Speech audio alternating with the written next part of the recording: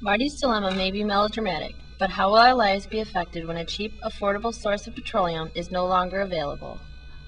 To avoid this problem, Congress passed the Energy Policy Act of 1992. The act established goals of having alternative fuels replace at least 10% of the petroleum fuels used by the year 2000 and at least 30% used by 2010.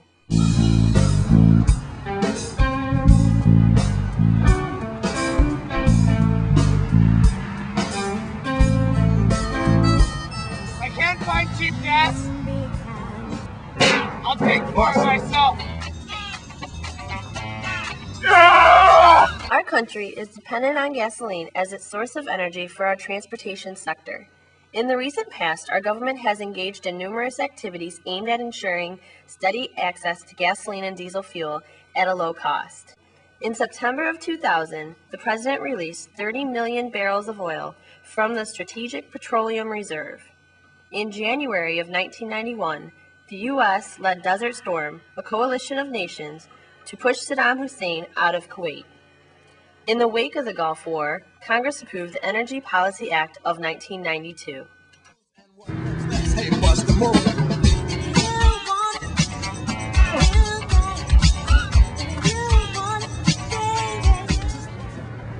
Wait a minute.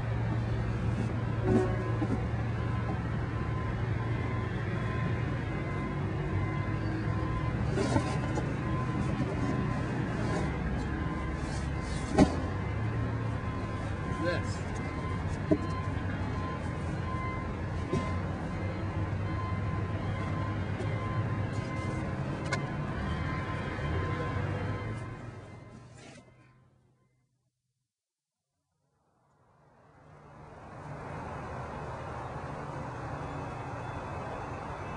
The objective of the Act is to reduce petroleum use in transportation by encouraging the use of alternatively fueled vehicles and light trucks.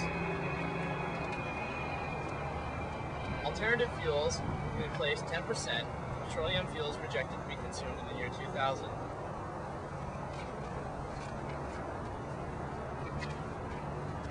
By the year 2010, 30% of all fuels will be replaced by alternative fuels.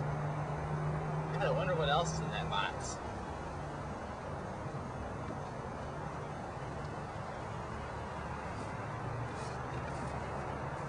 Sweatshirt. Very nice.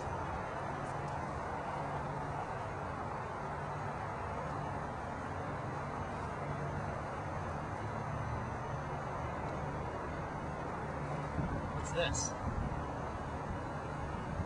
A report to congressional requesters by the United States General Accounting Office in February of 2000 on the Energy Policy Act of 1992 limited progress in acquiring alternative fuel vehicles and reaching fuel goals. This looks interesting. In October of 2000, the General Accounting Office issued a report detailing our nation's progress in achieving the goals set forth in the Energy Policy Act. The objective was to reduce petroleum use in transportation by encouraging the use of alternative fueled vehicles and light trucks. The GAO identified 3 reasons as to why our nation failed to achieve these goals set forth in the Policy Act. Number 1, the relative low price of gas. Number 2, the relative high initial cost of alternatively fueled vehicles. Number 3, lack of infrastructure.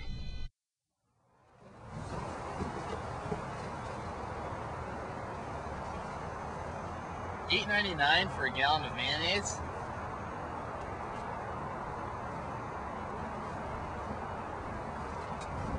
$6.29 for a gallon of pickles.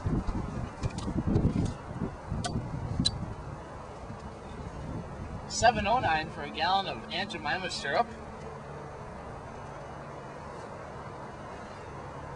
It was only $3.09 for a gallon of apple juice. God, things sure were cheap back in the year 2000.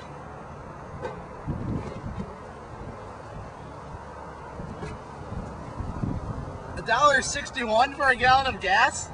People were complaining that this was expensive? Wow. I wish I knew what they were complaining about back in 2000. Is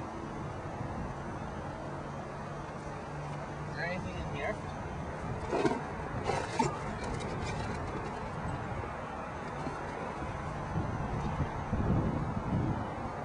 What do East Lansing residents think about the price of gasoline? I wish I had a TV to play it on.